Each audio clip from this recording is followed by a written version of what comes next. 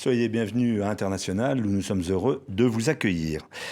Les religions ont-elles pris trop de place dans nos sociétés? En France, en tout cas, la question semblait réglée depuis un siècle avec la séparation de l'Église et de l'État. En gros, chacun est libre de croire ou de ne pas croire. Ça peut être le début d'une définition de la laïcité.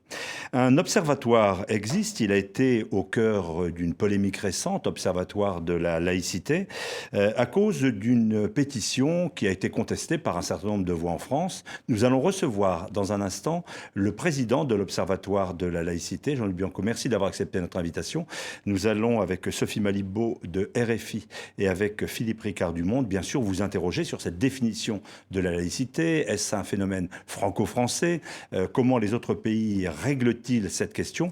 Peut-être tout d'abord, petit rappel de l'actualité de ces derniers jours. Le pavé dans la mare a été jeté depuis le sommet de l'État. C'est Manuel Valls, lors d'une soirée des Amis du CRIF le 18 janvier dernier, qui sonne la charge contre l'Observatoire de la laïcité, accusé de dénaturer sa mission. Il reproche au président de l'Observatoire, Jean-Louis Bianco, d'avoir signé une tribune appelant à l'unité après les attentats de novembre, réunissant de très nombreuses associations et également signée par les représentants du collectif contre l'islamophobie en France, jugé peu fréquentable par le Premier ministre. Une critique peu appréciée par Jean-Louis Bianco. S'il a des choses à me dire, il peut me les dire à tout moment. Il ne l'a jamais fait jusqu'ici. Depuis 3 ans que l'Observatoire existe et depuis 2 ans qu'il est Premier ministre. La méthode du Premier ministre n'est pas convenable. Et parce que sur le fond, la conception que défend l'Observatoire est une conviction, une conception de la laïcité largement partagée. Une conception qui tient pour l'essentiel à la défense de la loi de 1905 sur la séparation de l'Église et de l'État. Pour Jean-Louis Bianco, cette loi suffirait à assurer l'essentiel de la laïcité dans l'espace public. Il s'en remet aux récentes déclarations du ministre de l'Intérieur, chargé des cultes, Bernard Cazeneuve, pour qui la laïcité n'a pas à se durcir, mais à s'affirmer. Le chef du gouvernement, lui, à défaut de durcir la laïcité, semble en tout cas l'affirmer de manière très offensive, s'alignant sur la philosophe Elisabeth Badinter. Il ne faut pas avoir peur de se faire traiter d'islamophobe, qui a été, si vous voulez, pendant pas mal d'années, le stop absolu, l'interdiction de parler et presque la suspicion sur la laïcité. Il n'y a pas de raison de se taire et il n'y a pas de raison de changer de discours. 3 ans de pédagogie détruits par une interview. Le tweet du rapporteur général de l'Observatoire de la laïcité est lapidaire. La fracture est désormais évidente entre les tenants d'une laïcité garante de la liberté de culte et ceux qui y voient un outil pour contrer le communautarisme. Et même si Manuel Valls et Jean-Louis Bianco ont enterré l'âge de guerre lors d'un entretien la semaine passée, le débat est loin d'être clos. Débat que nous allons mener dans cette émission. C'est une affaire franco-française, cette affaire de la laïcité. Le mot laïcité est très dur à traduire. Il y a peu de pays qui reconnaissent la laïcité. Et donc, c'est vrai que c'est le produit de notre histoire. On traduit une sécularisation, en gros, c'est ça? On traduit par sécularisation, mais c'est plus que ça. Ouais. Dans l'histoire de France, c'est le combat entre l'État, puis la République, et l'Église catholique pour l'enseignement. Donc c'est une bataille qui dure pendant plus d'un siècle, jusqu'à cette fameuse loi de 1905, qui établit un équilibre en disant qu'il y a une liberté de culte, mais que la religion ne doit pas prédominer sur la loi de l'État. Alors ça, on va y revenir. Dans cette affaire que nous venons de rappeler, il y a des signatures que vous n'auriez pas dû accueillir, notamment associations musulmanes, réputées et radicalisées. Alors je suis stupéfait et indigné de ces critiques. Le texte qui a été préparé après le 13 novembre. Juste après. Après les attentats. Après les attentats de Paris, où on voit bien que l'un des objectifs de Daesh, ou de nous faire peur, c'est de nous diviser. Et ce texte dit « Nous sommes unis contre la barbarie. Nous sommes unis contre le terrorisme. » Il est fait par des jeunes formidables de l'association Coexister qui passent leur temps à prôner le respect, la laïcité, la tolérance. Il est signé par le secrétaire général de la CFDT, par le grand rabbin Haïm Korsia, par le secrétaire général de l'enseignement catholique, par le président de l'Église réformée de France. Non mais attendez, moi je ne regarde pas qui sont les signatures. Il y a 80 signatures, je vois ces gens-là, je vois le texte qui me convient. Moi, j'engage ma responsabilité de Jean-Louis Bianco avec ce que je suis comme homme libre sur ce texte. Et je suis fier de signer un texte qui rassemble très largement, notamment des juifs et des musulmans. Est-ce qu'il y a des gens pas fréquentables? Je n'en sais rien.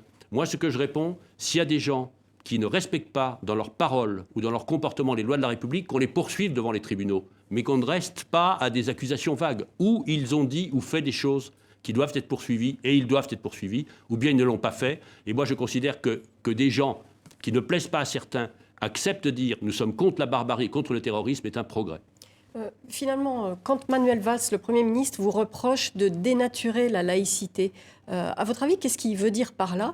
Qu'est-ce que vous avez compris? Je me le demande. Vous l'avez rencontré? Je me le demande. Je l'ai rencontré, nous sommes expliqués sur la laïcité très amicalement, je peux dire, et nous n'avons pas constaté dans cet entretien de divergences profondes. Je crois qu'il n'y a qu'une conception de la laïcité. Plutôt, on est dans un état de droit, la loi s'applique, et cette loi définit ce qu'est la laïcité. On pourrait souhaiter qu'elle soit différente, c'est un sujet de débat. Mais la laïcité est conçue comme liberté de croire ou de ne pas croire, de changer de religion, de pratiquer sa religion et de manifester ses convictions, même religieuses, dans l'espace public. C'est la Déclaration des droits de l'homme, pardon. Comme la neutralité absolue de l'État et comme le fait que nos différences sont rassemblées dans la citoyenneté, c'est une définition avec laquelle je pense tout le monde doit être d'accord sur ce qu'est le droit aujourd'hui. Après, on peut vouloir le faire évoluer. Vous avez le sentiment que Manuel Valls est d'accord avec cette définition que vous venez de poser de la laïcité? Je le pense, mais enfin, c'est à lui de s'exprimer s'il le souhaite. Il vous a donné des amendements un petit peu? Il vous trouve trop indulgent? Écoutez, je ne vais pas raconter mon entretien avec le Premier ministre. Nous avons parlé de laïcité dans les termes que je viens de vous dire et je n'ai pas constaté de désaccord du Premier ministre avec ce que je viens de vous dire. Vous vous en tenez à cette loi de 1905 qui, on le sait, a connu beaucoup de modifications. Oui. Par exemple, ne serait-ce que l'abattage rituel, elle est de plus en plus modifiée, cette loi. Jusqu'où, finalement, les tenants de la laïcité assez durs ont peur que, finalement, cette loi soit complètement déliée. Non, elle n'est pas de plus en plus modifiée. Elle n'a pas été modifiée depuis longtemps. Et comme le disait Bernard Cazeneuve, c'était cité dans le reportage que vous avez vu, il faut l'appliquer, je dirais, avec fermeté. C'est-à-dire que la loi pose des limites à l'expression des convictions religieuses et une limite absolue qui est que le religieux ne doit pas prendre le pas sur le démocratique, sur le républicain. Il faut faire respecter des frontières. Les gens ont besoin de frontières pour savoir ce qui est permis et ce qui est interdit. Mais il n'y a pas besoin de modifier la loi pour faire respecter des frontières qui permettent de vivre ensemble. Alors on parle peut-être de façon un peu large des religions, posons la question clairement. Est-ce que c'est avec l'islam actuellement que la France a des difficultés relationnelles? Je crois que c'est un peu dangereux de parler de l'islam comme un bloc. Ce qui est vrai. Pardon, je précise ma question. Non, mais... Nous sommes à nouveau diffusés dans le monde entier. Il n'y a pas de difficulté avec la religion catholique ou avec d'autres expressions religieuses. Il n'y a pas de difficulté avec la religion catholique. Enfin bon, je vais pas revenir sur le mariage pour tous. Mais c'est vrai que ce qui pose problème dans le débat français actuel, c'est en effet le fait que des fous furieux, se revendiquant d'un islam complètement dévoyé, sont des terroristes. Et d'autre part le fait que l'islam... Les musulmans n'appartiennent pas à la culture dominante, qui est plutôt chrétienne, certains disent judéo-chrétienne. D'où une surprise, un choc, une gêne, quand cette religion s'exprime, se montre beaucoup plus dans l'espace public, notamment à travers le foulard, qui est beaucoup plus porté aujourd'hui qu'hier, par des jeunes filles, par des jeunes femmes. Donc, c'est normal, sociologiquement, que ça pose des questions, ça pose des interrogations. Et comme on a peur... En plus, on a peur du terrorisme, on a peur des étrangers, alors ça entraîne, bien sûr, à juste titre, ça entraîne un sentiment de doute, je finis cette réponse qu'elle est importante, de doute, d'interrogation, de gêne. À quoi nous répondons? À l'Observatoire, je réponds que ce qui compte, c'est les comportements. Est-ce qu'on a des comportements prosélytes, agressifs? Ils doivent être sanctionnés. Sinon, ça fait partie d'une liberté à laquelle je crois que nous sommes tous attachés, la liberté d'expression de nos convictions. Pendant un moment, vous avez dit la France n'a pas de problème avec la laïcité. Non, je n'ai jamais dit cela. Vous êtes influencé par la propagande pernicieuse qui vise l'Observatoire. Excusez-moi. La question c'était, est-ce que la laïcité, ça marche? Je réponds, la France n'a pas de problème avec sa laïcité. C'est précisément notre débat. La loi de 1905, appliquée avec fermeté et intelligence, suffit. Dans la phrase suivante, je disais, attention à la pression des dérives communautaristes. Et je voudrais compléter ma réponse. Est-ce que ce débat n'est pas salutaire, malgré tout? Je voudrais compléter ma réponse, parce qu'on a parlé de cette polémique. Moi, j'ai été très impressionné de voir que plus de 150 universitaires et chercheurs ont salué notre travail en disant l'Observatoire, Jean-Louis Bianco et Nicolas Cadenne ont su, durant tous ces événements, les événements qui ont frappé la France, maintenir contre vent et marée cet organisme dans sa juste fonction, fournir des informations objectives remontant du terrain, prévenir et souligner les dérives contraires à la laïcité, laisser s'exprimer les différentes tendances des mouvements de promotion de la laïcité, permettre un dialogue constructif avec les représentants des grandes religions, enfin rappeler inlassablement les textes en vigueur. C'est le jugement que portent des chercheurs qui n'ont jamais signé une pétition pareille. Et pour moi, c'est la validation de notre travail et le fait que s'ils ont cru se mobiliser, c'est qu'ils pensaient peut-être qu'il y avait des dangers qui pouvaient frapper la laïcité si on s'y attaquait, en dehors de celle qui est celle de la loi, qui est la seule que nous devons appliquer. pour vous, la laïcité, votre observatoire en l'occurrence, ne peut pas être utilisé pour combattre des dérives communautaristes. Si, pour certains, ça devrait être le cas. Si. L'observatoire, les dérives communautaristes, c'est d'abord une question du ministère de l'Intérieur, de voir ce qui se passe réellement. Mais nous, on a besoin des informations qu'ils nous donnent. Et nous, notre devoir est de dire, attention, il y a telle et telle chose qui sont inacceptables. Je prends des exemples qui sont dans l'actualité. Il est évidemment inacceptable qu'un homme conducteur de bus ou de métro, de bus, refuse de s'asseoir sur le siège parce qu'une femme l'occupait avant. Ça mérite une sanction. On pense à la RATP, le système de transport à Paris. Ça mérite une sanction. Il est inacceptable que quelqu'un interrompe son service, que ce soit dans l'entreprise ou dans le service public, pour faire sa prière. Il est inacceptable que quelqu'un refuse de serrer la main d'une femme, et ça doit être sanctionné. Il est inacceptable que quelqu'un refuse d'être contrôlé par une femme dans le métro, dans le train, et ça doit être sanctionné.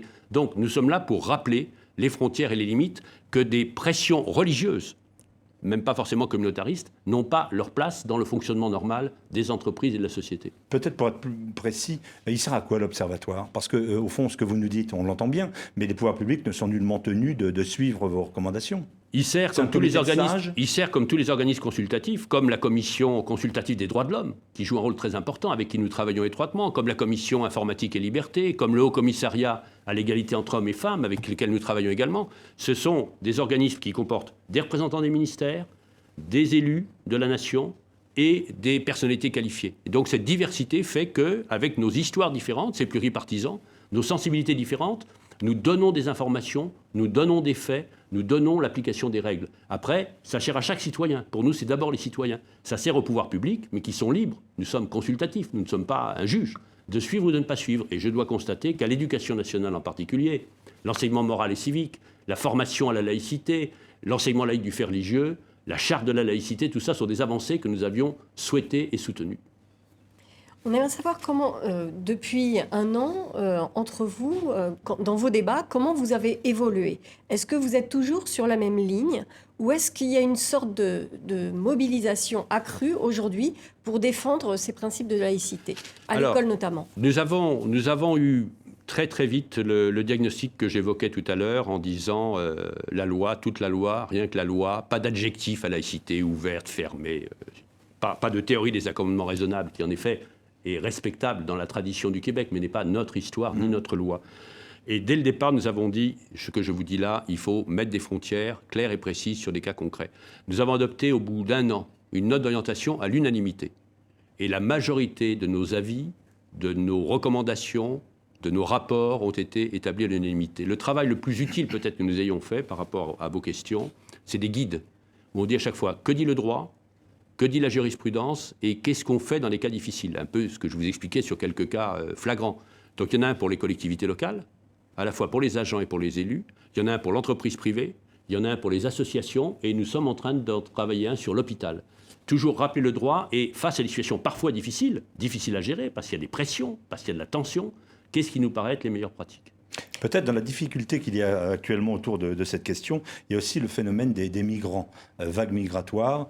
Généralement, les arrivants ou les candidats à l'installation sont également de religion musulmane. Est-ce que ça ne nourrit pas cette inquiétude que l'on ressent dans les opinions publiques? C'est certain. Il y a à la fois le fait qu'encore une fois, des terroristes se réclament de l'islam. Il y a en effet des pratiques qui, dans certains cas, ne sont pas acceptables, ou des paroles ou des pratiques parce qu'elles empiètent sur les lois de la République. Et puis, il y a une manière d'être, une culture qui n'est pas la culture habituelle.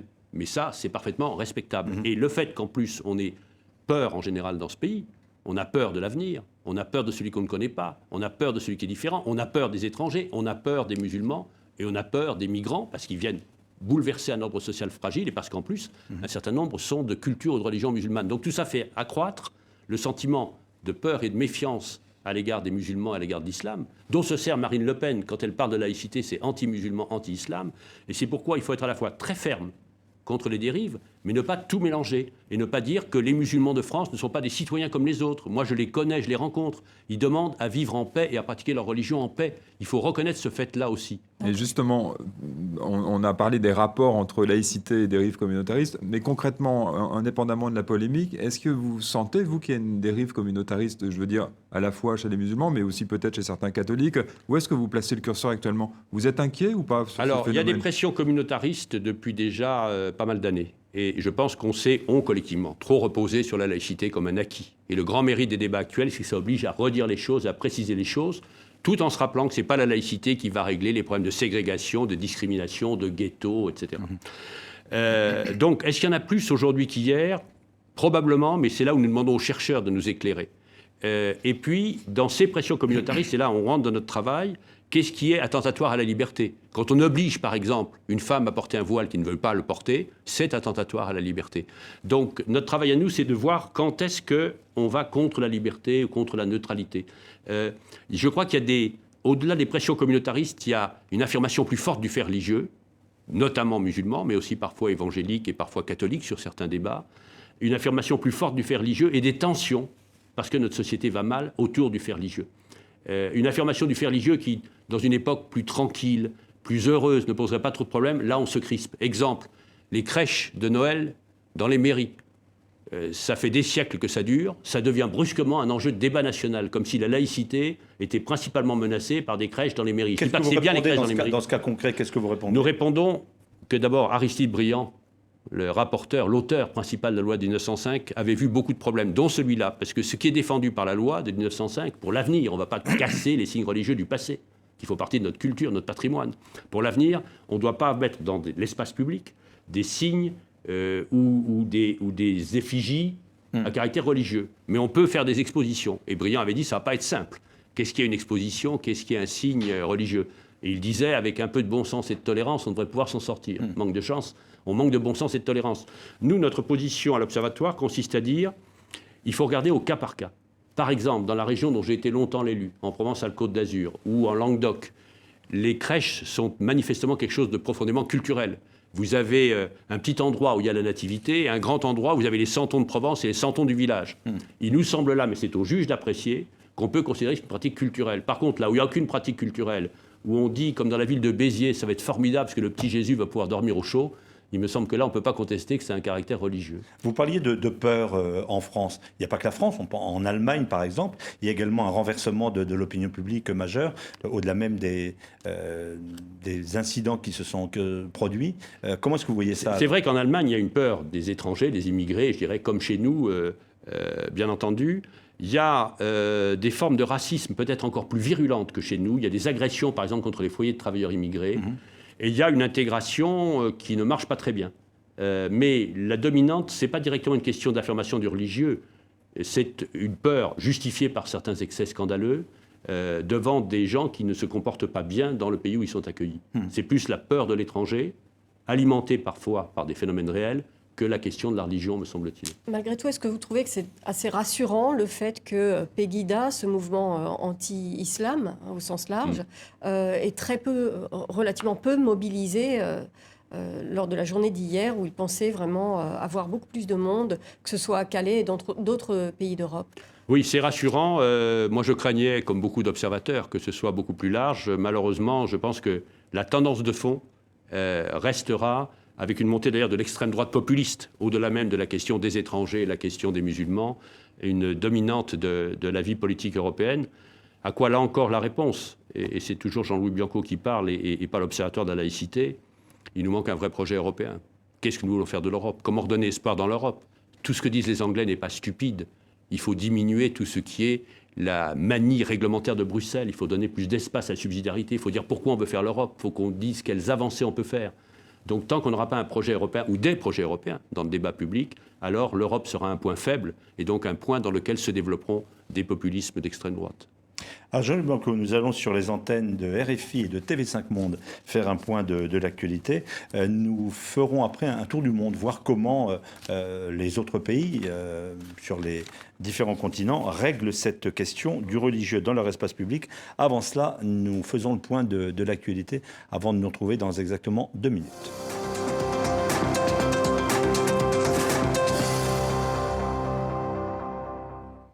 Retour international, vous êtes sur les antennes de TV5 Monde et de RFI, émission réalisée Avec le quotidien Le Monde, nous recevons Jean-Louis Bianco, président de l'Observatoire de la laïcité. Nous vous avons posé un certain nombre de questions sur cette définition de la laïcité. Il y a un autre mot qui existe, sans doute aussi intraduisible en français, c'est laïcard. Est-ce qu'on peut être, au fond, un peu ayatollah, passez-moi la formule, de cette laïcité, en faire trop? Je crois que, même si c'est une expression qu'il arrive aux uns aux autres d'employer, il faut éviter de se crisper. Je crois qu'il faut respecter. Elle est considérée par un certain nombre d'entre eux, même si j'en connais qui se revendiquent laïcards, comme stigmatisante. Donc, parlons des conceptions. J'ai dit ma conception de la laïcité, que je pense en fait largement partagée. Je conçois qu'il y ait une autre conception de la laïcité que je ne partage pas, qui est une laïcité anticléricale, anti-religieuse. C'est le vieux débat de 1905 entre Briand d'un côté et Combes. Il y a aussi une tendance nouvelle qui consiste à vouloir étendre le domaine de la laïcité. Aujourd'hui, c'est la neutralité des agents publics, la neutralité des services publics. Et il y a des propositions de loi, de gauche et de droite, qui sont sur la table de l'Assemblée nationale et du Sénat pour étendre, et étendre sous forme d'interdiction. Et ça cristallise sur le foulard. Interdiction du foulard à l'université, interdiction du foulard dans l'entreprise, interdiction du foulard pour les mamans accompagnatrices, etc. etc. Et là, donc, Pour vous, ce sont les usagers, loin, en fait. ce sont les usagers des services publics qui seraient obligés de respecter une forme de neutralité. Personnellement, je considère que ce serait extrêmement dangereux parce que ça aboutit à une sorte de neutralisation de l'espace public qui est la négation des libertés. Mais c'est, je crois, cette conception-là qui commence à se développer aujourd'hui, qui mérite d'être discutée publiquement. Je vous ai dit ce que j'en pensais, je pense que ce serait dangereux. Pourquoi ce serait dangereux? Est-ce que ça pourrait conduire justement à radicaliser d'une certaine façon ou à amplifier une certaine dérive Pas seulement. Ce serait dangereux parce que tout ce qui réduit les libertés est dangereux. Autant il faut faire respecter les limites à la liberté. Au fond, autant la Déclaration des droits de l'homme du citoyen place sur le même plan la liberté d'expression, la liberté religieuse, la liberté syndicale, la liberté politique. Et dans cette période en plus, on a des problèmes sécuritaires. Si on restreint les libertés, on va vouloir normaliser. Alors je caricature bien entendu, mais si on interdit partout, on va avoir ce que souhaite Nadine Morano, des blancs, blonds, gaulois, chrétiens, comme seule norme de l'espace public. Et ça, c'est très dangereux. En plus, bien entendu, ça peut alimenter la radicalisation. Mais moi, je me place plutôt sur le terrain des libertés que sur le seul terrain de l'amalgame qui pourrait être fait. Mais peut-être que ceux qui souhaitent défendre des principes laïques plus durs comme cela sont ceux qui observent qu'à l'école, par exemple, il y a un renouveau du rigorisme chez les élèves, même les jeunes, qui contestent, par exemple, l'enseignement de la théorie de l'évolution de Darwin. Il y a des problèmes au moment de l'enseignement sur la Shoah, les cours d'éducation sexuelle, etc. On voit une sorte de religiosité, de phénomène religiosité qui inquiète.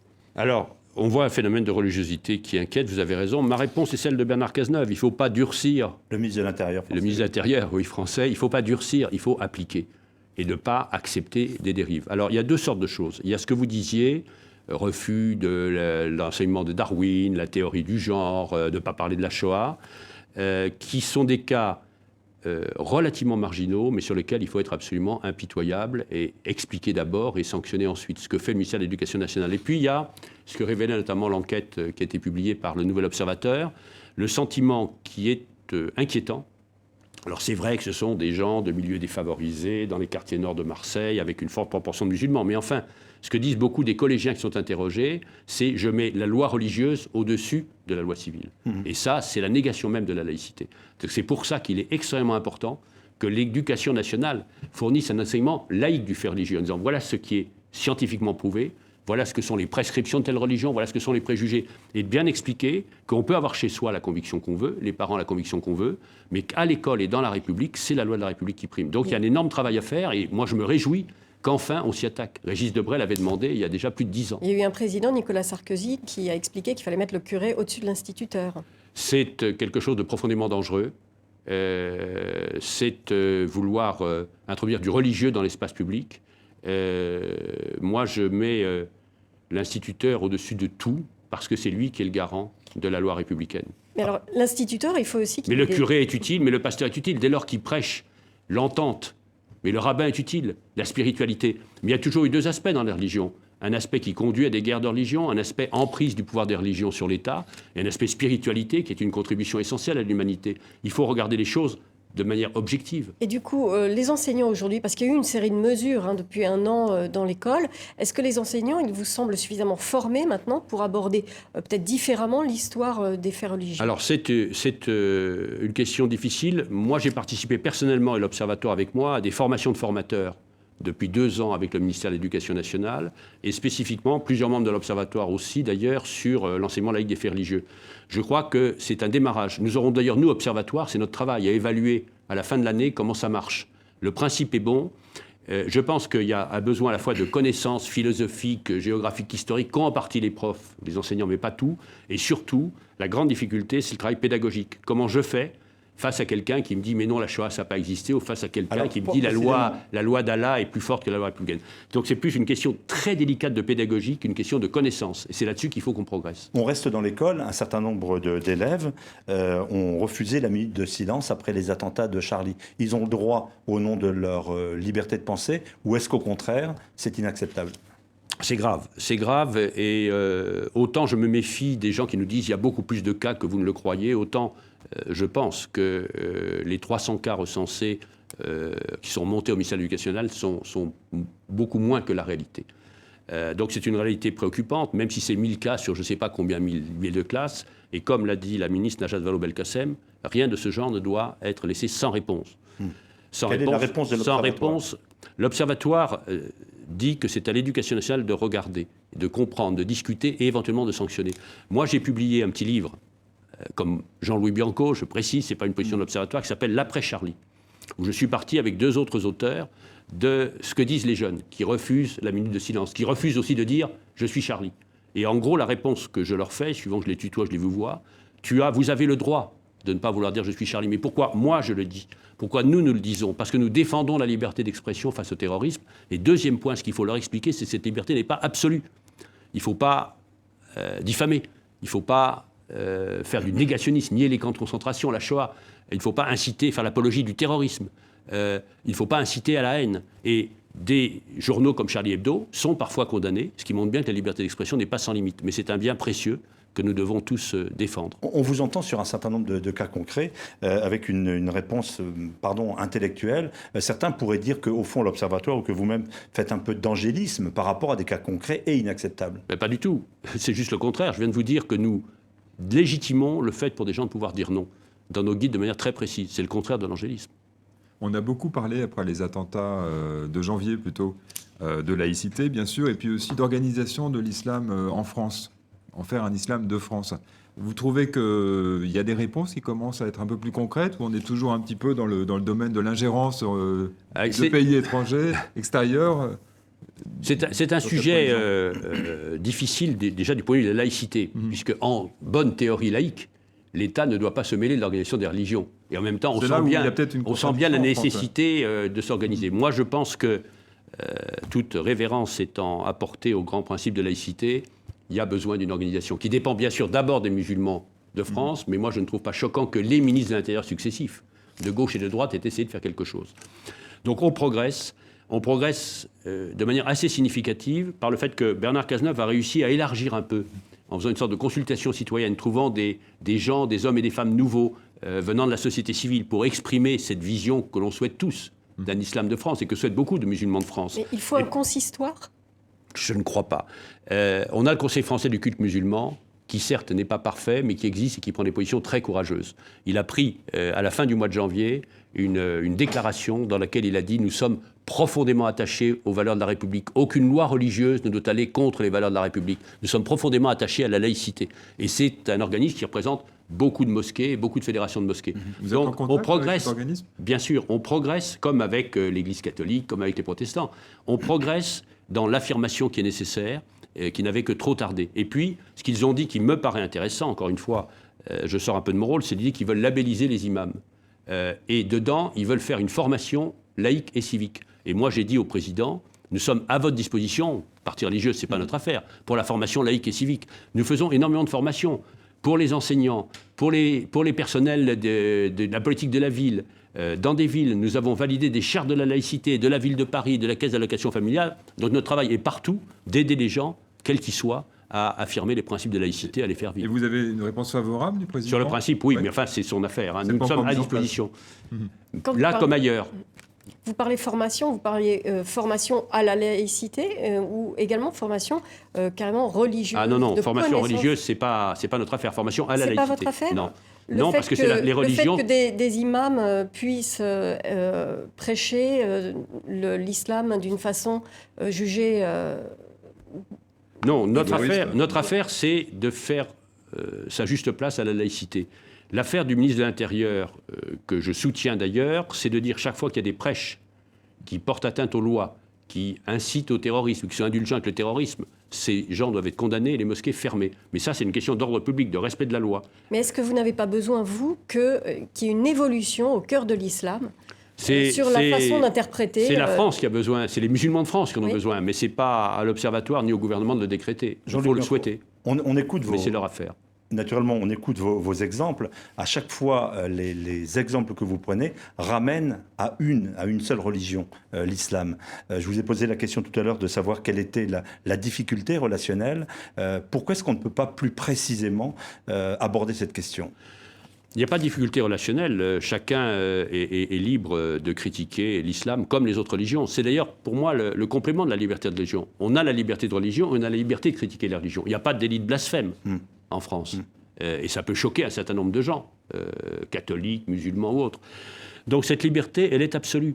Là aussi, la liberté de religion absolue. Jusqu'au point, elle ne gêne pas la liberté d'autrui, jusqu'au point, elle n'appelle pas à la haine. Donc nous avons ce dialogue. L'Observatoire auditionne chaque année, fait un gros rapport. Donc je vous recommande la lecture, si vous avez le temps, qui fait 200-250 pages, mais qui est aussi librement téléchargeable. On auditionne tous les cultes, les principales obédiences maçonniques et les grandes associations d'éducation populaire. Et nous disent, voilà les problèmes qu'on a, voilà ce qui va pas. Et nous, on dit à partir de là, qu'est-ce qu'on recommande ? Si on essaie d'élargir, de faire un peu un tour du monde, cette émission, je le rappelle, est diffusée internationalement. Comment est-ce que ça se règle ailleurs, dans d'autres pays ? Par exemple, aux États-Unis, est-ce que la laïcité existe ? Est-ce qu'en Turquie ? Est-ce qu'en Belgique, on retrouve cette question ? Elle est très franco-française. Elle est très franco-française. Mais avant de répondre plus précisément, je voulais vous dire, parce que ça me paraît important, que naturellement, nous constatons, nous l'Observatoire, nous les observateurs et le ministère des Affaires étrangères, que la laïcité française est souvent très mal perçue. À l'étranger, elle est perçue comme une atteinte à la liberté de religion, voire dans certains cas comme une atteinte spécifiquement à l'islam. Et donc on a deux fronts, si j'ose dire, sur le plan idéologique.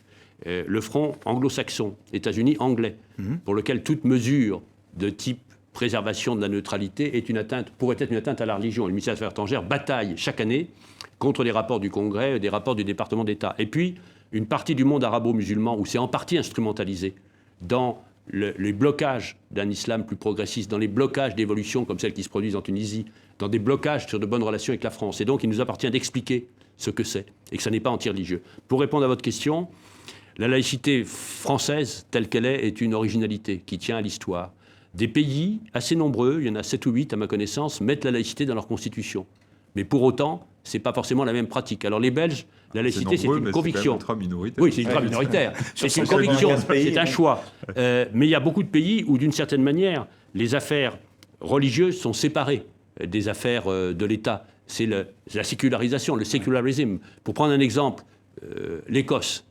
Il n'y a plus de religion d'État en Écosse, alors qu'il y a encore une religion d'État, en l'occurrence l'anglicanisme, même si c'est une forme un peu théorique en Angleterre. Donc la séparation des églises et de l'État est quelque chose qui est à l'œuvre dans des proportions inégales dans beaucoup d'endroits. Mais la laïcité au sens français, je ne connais pas bien, mais je crois qu'il y a le cas du Mexique, dont on me dit que sur le papier, il pourrait ressembler à la France, mais je ne sais pas la pratique. Parmi les pays que l'on pourrait citer, la Turquie, qui a revendiqué la laïcité, mais on voit bien qu'il y a un retour du religieux extrêmement fort, extrêmement spectaculaire dans l'appareil d'État. Vous avez raison, la Turquie a été un des grands piliers de la revendication de la laïcité, y compris par rapport aux droits des femmes. On voit hélas qu'aujourd'hui, il y a un énorme recul, mais la Turquie se proclame laïque, mais dans la Turquie, l'État contrôle la religion, alors que chez nous, l'État ne contrôle pas la religion, si ce n'est les dérives de la religion.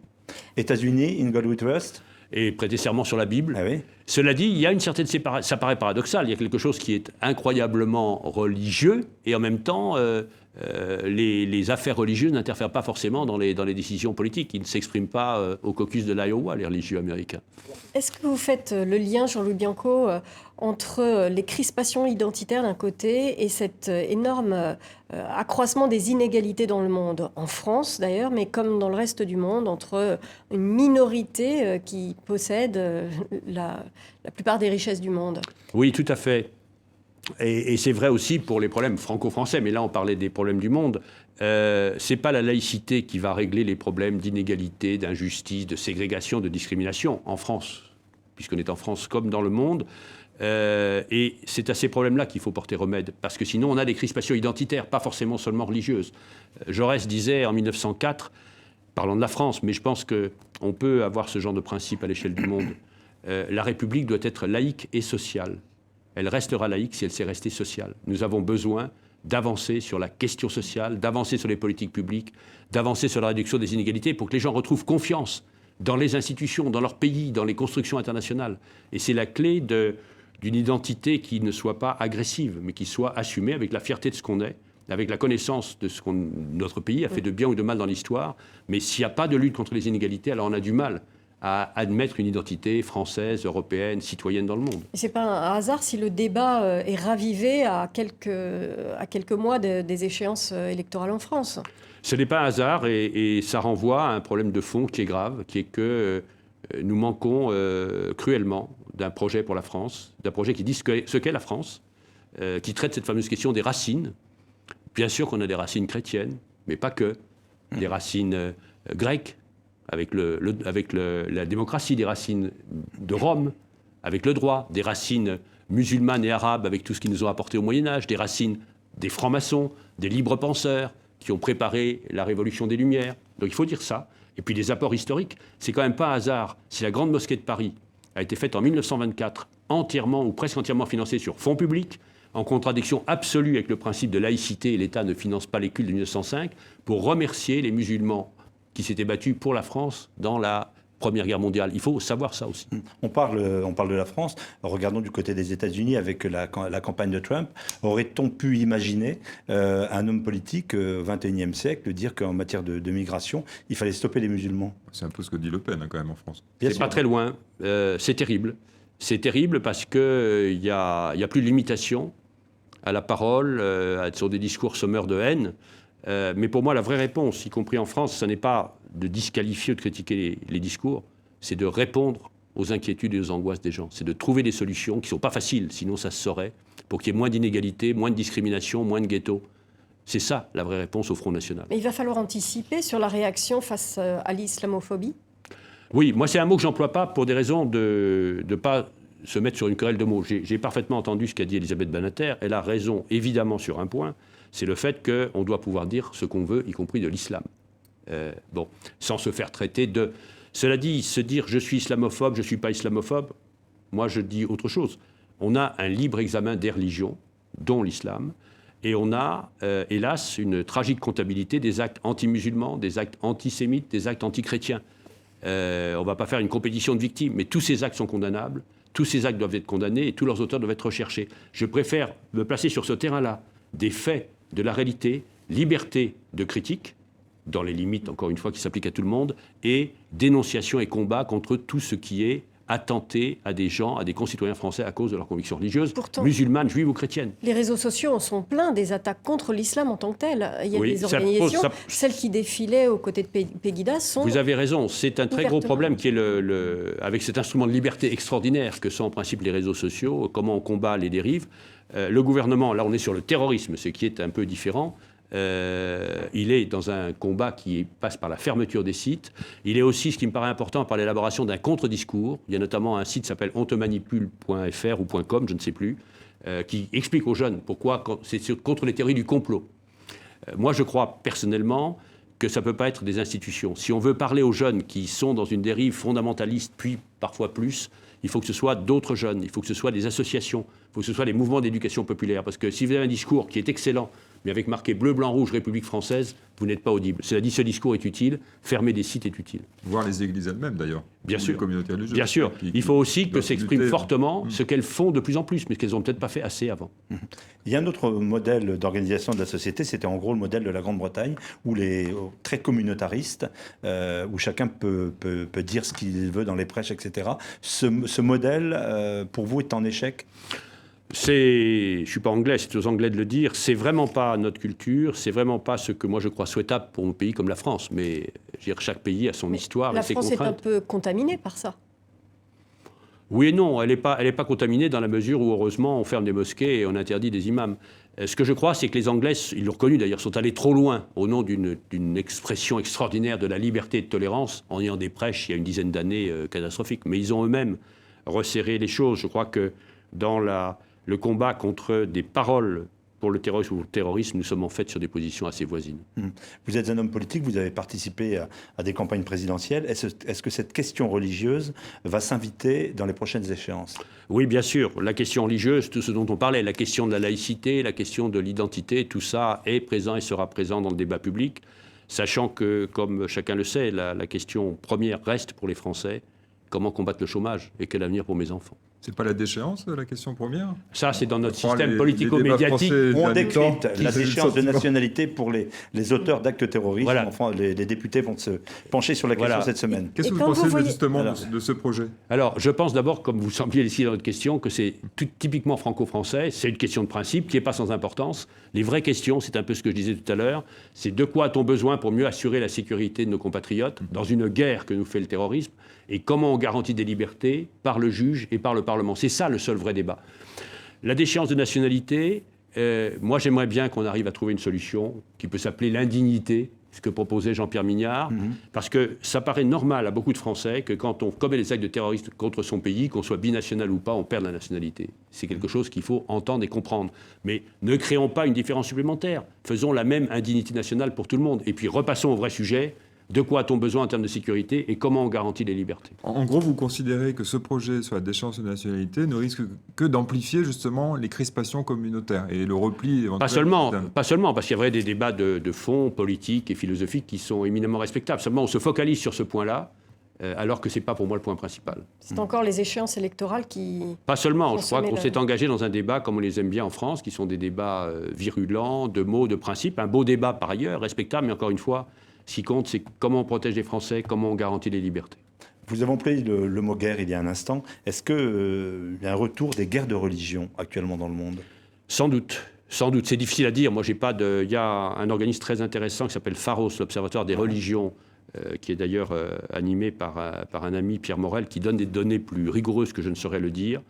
En tout cas, il y a des tensions un peu partout dans le monde autour des religions. Surtout entre sunnites et chiites d'ailleurs. Oui, Plus mais que pas à que. l'intérieur Pas de que. Il y a aussi la religion en musulmane. Asie, parfois, des bouddhistes dont l'image n'est pas de faire des guerres de religion, des choses très choquantes à l'égard des musulmans. Raison de plus, encore une fois, pour bien dire que notre laïcité en France doit nous préserver, parlez-en donc aux protestants, des guerres de religion, en reconnaissant la liberté de culte pour chacun. Quand vous voyez qu'en Allemagne, l'Église se mêle de dire qu'il y a suffisamment de migrants arrivés, etc., vous trouvez qu'elle est dans son rôle? C'est un sujet difficile, la France aussi le fait. Moi, je ne conteste pas le droit aux églises de dire ce qu'elles pensent sur les grands sujets de société. Ça fait partie des gens qui ont un message, une spiritualité, une vision du monde à dire. Ce que je conteste, et ça arrive aussi en France et parfois dans l'Église catholique, c'est quand une fois que la loi a été votée, ils la contestent. Après le mariage pour tous, il y a un certain nombre d'autorités religieuses, d'ailleurs aussi des musulmans, qui ont dit on ne veut pas de cette loi. Elle a été votée.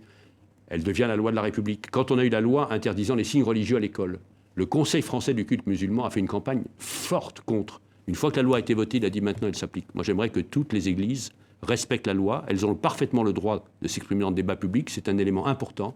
Mais une fois que la loi est votée, c'est la loi. On peut ne pas l'aimer, mais c'est la loi que nous devons appliquer. Est-ce que votre travail, celui de l'Observatoire, est plus difficile après les vagues d'attentats, notamment celles qui viennent de se produire en France? Il ne serait pas plus difficile si on arrivait à avoir, comme j'ai essayé de le faire devant vous, de la clarté dans les idées, de la précision dans l'expression, des citations exactes et pas des procès d'intention. Ce qui gêne le travail de l'Observatoire, c'est des gens qui veulent purement et simplement, avec des attaques personnelles, souvent injurieuses, nous déstabiliser. Mais je rassure tous les défenseurs de la laïcité, les croyants et les non-croyants, nous ne nous laisserons pas déstabiliser.